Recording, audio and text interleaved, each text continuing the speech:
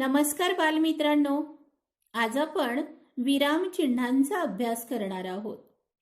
खालील वाक्यातील पिवळ्या रंगाने दाखवलेल्या चिन्हांकडे काळजीपूर्वक लक्ष द्या. पहिले वाक्य पाहूया. मला गणित, विज्ञान व मराठी विषय आवडतो. दुसरे वाक्य पहा. राम म्हणाला, तू काय करत आहेस?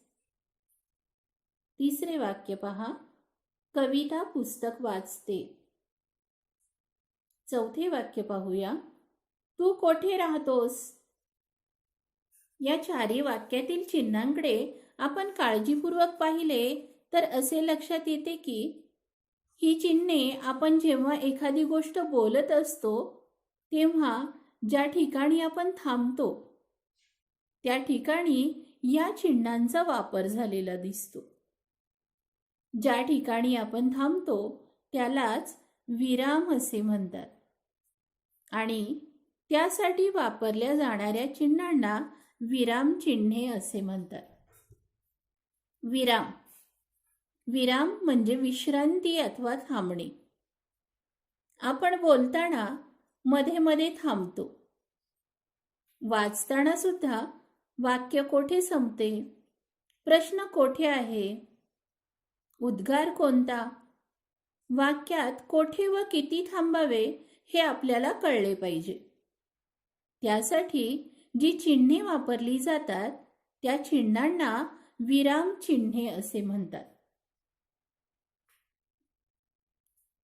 आता आपण विराम चिन्हांची व्याख्या पाहूया. विराम चिन्ह. आपण संभाषण करताना किंवा बोलताना थांबतो म्हणजेच विराम घेतो आणि तो चिन्हांनी दर्शवला जातो. त्या चिन्हांना विराम चिन्हे असे म्हणतात. मराठीमध्ये विराम चिन्हे किती आहेत ते आपण पाहूया. पहिले चिन्ह आहे पूर्णविराम, अर्धविराम, अपूर्णविराम, स्वल्पविराम, प्रश्नचिन्ह, उद्गार चिन्ह, अवतरण चिन्ह, संयोग चिन्ह, विकल्प चिन्ह, अपसारण चिन्ह अशी विविध चिन्हे मराठी भाषेमध्ये आहेत. पहिले चिन्ह पाहूया. पूर्णविराम. पूर्णविराम समोर दाखवल्याप्रमाणे पूर्णविरामाचे चिन्ह दिसते. विधान किंवा वाक्य पूर्ण झाले हे दाखवण्यासाठी पूर्णविराम वापरतात. उदाहरणे पाहूया. उदाहरणार्थ, मी दररोज शाळेत जातो. जातो या ठिकाणी वाक्य संपलेले आहे म्हणून जातो नंतर पूर्णविराम दिलेला आहे. दुसरे उदाहरण पहा. राम झाडावर चढला. या ठिकाणी वाक्य पूर्ण झाल्यानंतर पूर्णविराम दिलेला आहे. चढला या शब्दानंतर पूर्णविराम दिलेला दिसतो. वाक्य पूर्ण झाल्यानंतर पूर्णविराम दिला जातो. अर्धविराम. अर्धविराम हे चिन्ह समोर दाखवल्याप्रमाणे दिसते. दोन छोटी वाक्ये उभयान्वयी अव्ययाने जोडतात तेव्हा अर्धविराम वापरतात. उदाहरणार्थ, ढग खूप गरजत होते पण पाऊस आला नाही. या ठिकाणी ढग खूप गरजत होते हे एक वाक्य आहे आणि पाऊस आला नाही हे दुसरे वाक्य आहे. यामध्ये पण हे उभयान्वयी अव्यय आलेले आहे आणि पण याने ही दोन्ही वाक्य जोडलेली आहेत. या ठिकाणी अर्धविरामाचा वापर केलेला दिसतो. गड आला पण सिंह गेला. या ठिकाणी सुद्धा उभयान्वयी अव्ययाने वाक्य जोडताना अर्धविरामाचा वापर केलेला दिसतो. स्वल्पविराम. एकाच जातीचे अनेक शब्द लागोपाठ आल्यास स्वल्पविराम वापरतात. अजून कोणत्या वेळेस वापरतात स्वल्पविराम? संबोधन दर्शवताना स्वल्पविरामाचा वापर होतो. त्याचप्रमाणे हे, की, असे यासारख्या शब्दांनी 2 वाक्य जोडताना स्वल्पविराम वापरतात. आता आपण उदाहरण पाहूया. उदाहरणार्थ, गंगा, यमुना, सरस्वती, कावेरी, गोदावरी या भारतातील नद्या आहेत. या ठिकाणी गंगा, यमुना, सरस्वती, कावेरी, गोदावरी हे एकाच जातीचे शब्द लागोपाठ आलेले आहेत. त्यामुळे स्वल्पविरामाचा वापर केला गेलेला आहे. त्यानंतर दुसरे वाक्य पहा. श्यामल पुस्तक दे. या ठिकाणी संबोधन आलेले आहे. श्यामलला संबोधित केलेले आहे. त्यामुळे श्यामल या नावानंतर स्वल्पविरामाचा वापर केलेला दिसतो. पुढील चिन्ह आहे प्रश्नचिन्ह. प्रश्नचिन्ह अशा प्रकारे दिसते. प्रश्नार्थक वाक्याच्या शेवटी प्रश्नचिन्हाचा वापर केला जातो. एखादा प्रश्न जर आपल्याला विचारायचा असेल किंवा जेव्हा आपण एखादा प्रश्न विचारू त्यावेळेस प्रश्न पूर्ण झाल्यानंतर प्रश्नाच्या शेवटी प्रश्नचिन्ह दिले जाते. उदाहरणार्थ, तू कोठे गेला होतास? हा प्रश्न विचारलेला आहे आणि त्यामुळे शेवटी प्रश्नचिन्ह आलेले आहे. तुझ्या मित्राचे नाव काय? अशा प्रकारे ज्यावेळेस प्रश्न विचारला जातो त्यावेळेस प्रश्नचिन्ह दिले जाते. पुढचे चिन्ह आहे अपूर्णविराम. अपूर्णविराम हे चिन्ह अशा प्रकारे दिसते. वाक्याच्या शेवटी तपशील द्यायचा असल्यास अपूर्णविराम वापर. उदाहरणार्थ, पुढील उदाहरणे सोडवा. परीक्षेचे वार. उद्गार चिन्ह. उद्गार चिन्ह हे अशा प्रकारे दिसते. उत्कट भावना व्यक्त करताना ती दाखवणाऱ्या शब्दाच्या शेवटी उद्गार चिन्ह वापरतात. आपल्या मनातील भावना प्रकट करताना उद्गार चिन्हाचा वापर केला जातो. उदाहरणार्थ, बाप रे, केवढा मोठा हा हत्ती.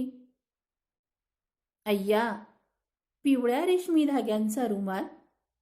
या ठिकाणी उद्गार प्रकट केलेले आहेत. मनातील उत्कट भावना व्यक्त केलेली आहे. त्यामुळे या ठिकाणी बाप रे, अय्या या शब्दानंतर वाक्यानंतर उद्गार चिन्हाचा वापर केलेला दिसतो. संयोग चिन्ह. 2 शब्द जोडताना ओळीच्या शेवटी शब्द अपुरा राहिल्यास संयोग चिन्ह वापरतात. बरेच वेळा आपण लेखन करत असताना ओळ संपते आणि आपला शब्द अर्धाच राहतो. त्यावेळेस तो अर्धा राहिलेला शब्द अपुरा राहिल्यामुळे तो जोडण्यासाठी संयोग चिन्हाचा वापर केला जातो. उदाहरण पाहूया. महाराष्ट्रात अनेक बोलीभाषा बोलल्या जातात. या ठिकाणी बोलीभाषा हा एकच शब्द आहे, परंतु तो दुसऱ्या आला. बोली नंतर भाषा हा शब्द दुसऱ्या ओळीमध्ये आला आणि तो अपुरा राहिलेला शब्द जोडण्यासाठी या ठिकाणी या चिन्हाचा वापर केलेला दिसतो आहे. त्यानंतर आई वडील यामध्ये सुद्धा या चिन्हाचा वापर केलेला दिसतो आहे. पुढील चिन्ह आहे अवतरण चिन्ह. अवतरण चिन्ह 2 प्रकारचे असतात. एकेरी अवतरण चिन्ह आणि दुहेरी अवतरण चिन्ह. एखाद्या शब्दावर जोर द्यायचा असल्यास एकेरी अवतरण चिन्ह वापरतात आणि बोलणाऱ्याच्या तोंडचे शब्द दाखवताना बोलणाऱ्याच्या तोंडचे शब्द जर जसेच्या तसे आपल्याला दाखवायचे असतील तर दुहेरी अवतरण चिन्हाचा वापर केला जातो. उदाहरणार्थ, गांधीजींनी चले जाव ही घोषणा दिली. या ठिकाणी चले जाव या शब्दावर जोर द्यायचा आहे आणि म्हणून चले जाव या शब्दासाठी एकेरी अवतरण चिन्ह वापरले आहे. दुसरे उदाहरण पाहूया. शरद म्हणाला, मी सहलीला येईन. या ठिकाणी शरदच्या तोंडचे वाक्य जसेच्या तसे दाखवलेले आहे. मी सहलीला येईन. आणि म्हणून ते वाक्य दाखवण्यासाठी दुहेरी अवतरण चिन्हाचा वापर केलेला आहे. पुढील चिन्ह आहे विकल्प चिन्ह. एखाद्या गोष्टीला पर्याय सुचवायचे असल्यास विकल्प चिन्ह वापरतात. विकल्प चिन्ह हे अशा प्रकारे दिसते. उदाहरणार्थ, मी बसने किंवा सायकलने शाळेत जाईन. या ठिकाणी बस आणि सायकलचा विकल्प दाखवलेला आहे आणि त्यामुळे मध्ये विकल्प चिन्हाचा वापर केलेला आहे. उद्या येताना आई बाबा पालकांना घेऊन शाळेत यावे. या ठिकाणी आई बाबा किंवा कोणीही पालक असा विकल्प दाखवलेला आहे आणि त्यामुळे या ठिकाणी विकल्प चिन्हाचा वापर केलेला आहे. अपसारण चिन्ह. वाक्याच्या पुढे तपशील द्यायचा नसल्यास अपसारण चिन्ह वापरतात. एखादे वाक्य अर्धेच राहिले आणि पुढचा तपशील आपल्याला द्यायचा नसेल तर अपसारण चिन्हाचा वापर केला जातो. उदाहरणार्थ, महाराज तुमचा राजवाडा जळून पुढे काय झाले हे सांगितले गेलेले नाही आणि म्हणून या ठिकाणी अपसारण चिन्हाचा वापर केलेला आहे. मी शाळेत जाणार होतो पण. अशा प्रकारे वाक्याच्या पुढे तपशील द्यायचा नसल्यास अपसारण चिन्ह वापरतात. पुढील चिन्ह आहे अवग्रह चिन्ह. एखाद्या वर्णाचा लांब दीर्घ उच्चार करताना अवग्रह चिन्हाचा वापर केला जातो. उदाहरणार्थ, एखादा घाणेरडा मुलगा दिसल्यानंतर आपण शी, किती घाणेरडा मुलगा आहे हा, शी या शब्दावर आपण दीर्घ शब्दाचा उच्चार करतो. शी या शब्दाचा लांब दीर्घ उच्चार करतो म्हणून त्या ठिकाणी अवग्रह चिन्हाचा वापर केलेला आहे. पुढील चिन्ह आहे काकपद. लेखन करताना एखादा राहिलेला शब्द लिहिण्यासाठी या चिन्हाचा वापर करतात.